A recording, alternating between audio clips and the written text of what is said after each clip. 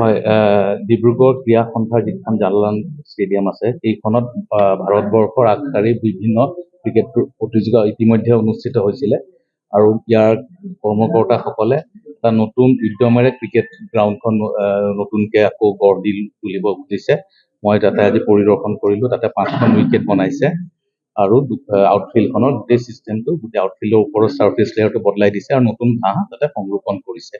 মই ভাবোঁ যে এই কামখিনি 3-4 মাহৰ ভিতৰত হৈ উঠিব আৰু হোৱাৰ ফলত আগন্তুক যিটো BCCI ক্ৰিকেট ছিজন আহি আছে, ডমেষ্টিক ক্ৰিকেট ছিজন, যিটো ছেপ্টেম্বৰৰ পৰা আৰম্ভ হয়, মই আশা কৰিম যাতে ডিব্ৰুগড়ে ৰঞ্জী ট্ৰফিৰ উপৰিও যাতে তাতকৈ ওপৰৰ কিবা কেইখনমান মেটচ ইয়াতে অনুষ্ঠিত কৰিব পাৰে, তাৰ কাৰণে মোৰ ফালৰ পৰা প্ৰচেষ্টা ৰাখিম। আৰু এই যিখিনি ইনফ্ৰাষ্ট্ৰাকচাৰৰ কাম ডিব্ৰুগড় ডিষ্ট্ৰিক্ট ক্ৰীড়া সন্থাই কৰি আছে, ইয়াৰ ফলত গোটেই আপাৰ আছামত এটা নতুন জাগৰণ হৈছে ইয়াৰ য়াং ক্ৰিকেটাৰ্ছখিনি মাজত। আৰু মই আজি দেখি খুব আনন্দিত যে ইয়াতে ল'ৰাৰ লগতে ছোৱালীসকলেও যথেষ্ট আগ্ৰহেৰে ক্ৰিকেট গ্ৰহণ কৰিছে আৰু ইয়াৰ ফলত আগন্তুক দিনত অসমে ভাল ক্ৰিকেটাৰ ডিব্ৰুগড়ৰ পৰা পাব। অসম ক্ৰিকেট সন্থাৰ এটা ক্ৰিকেট একাডেমি আছে, সেইটো বৰ্তমান আজিলৈকে বৰ্ষাপাৰা ষ্টেডিয়ামতে আছে। সেইটো আমি এটা নতুন প্ৰকল্প কৰি আছোঁ নৰ্থ গুৱাহাটীত। সেই প্ৰকল্পত ইতিমধ্যে গ্ৰাউণ্ডখনৰ লগতে পেভিলিয়ন আৰু প্ৰেক্টিচ এৰিয়া গোটেইখিনি হ'ল।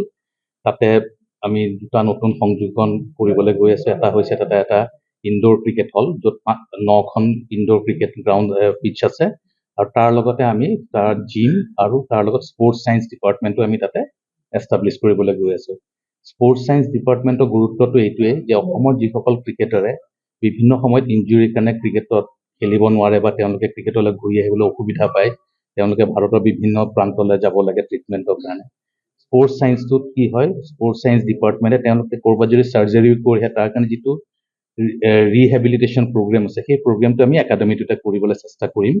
সেই ডিপাৰ্টমেণ্টটো খোলাৰ লগে লগে অসমত এটা বহুত দিনীয়া এটা শ্বৰ্টফল আছিলে আমাৰ ক্ৰিকেট চিষ্টেমটোত। সেই চিষ্টেমটোত এই স্পৰ্টছ ছায়েন্সটো আমি যোগদান আৰম্ভণি কৰাৰ লগে লগে এটা নতুন জাগৰণ হ'ব। আমাৰ প্লেয়াৰসকলে মোৰ কনফিডেণ্টলি ক্ৰিকেট খেলিবলৈ ধৰিব আৰু যিসকল ইনজুৰি হ'ব তেওঁলোকে অতি কম সময়ৰ ভিতৰতে তেওঁলোকক ইনজুৰিটো অভাৰকাম কৰি আকৌ ক্ৰিকেটলৈ ঘূৰি আহিব সক্ষম হ'ব।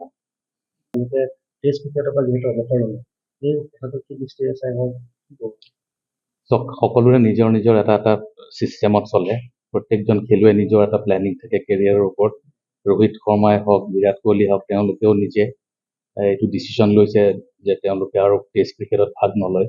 ত' তেওঁলোকে BCCIক জনাইছিলে আৰু BCCI জনোৱাৰ পিছত আৰু তেওঁলোকক আমি বিশেষ একো ক'ব নোৱাৰোঁ, কাৰণ তেওঁলোকে এতিয়াও ODIৰ কাৰণে পাৰফৰ্ম কৰিম বুলি বা খেলিম বুলি তেওঁলোকে আমাক জনাইছে। চ' তেওঁলোকৰ ডিচিশ্যনটোক আমি সন্মান জনাই গ্ৰহণ কৰিছোঁ।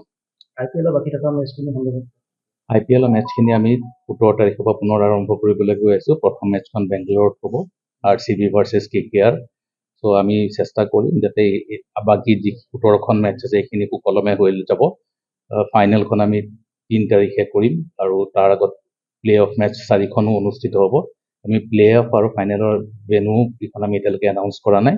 আমি আগন্তুক 3-4 দিনৰ ভিতৰত ক'ত প্লে অফ মেটচ হ'ব আৰু ক'ত ফাইনেল মেটচ হ'ব সেইটো এনাউন্সমেণ্টটো দিম। যিকোনো খবৰৰ বাবে যোগাযোগ কৰক 7099017330 লগতে 7099017110 নম্বৰত।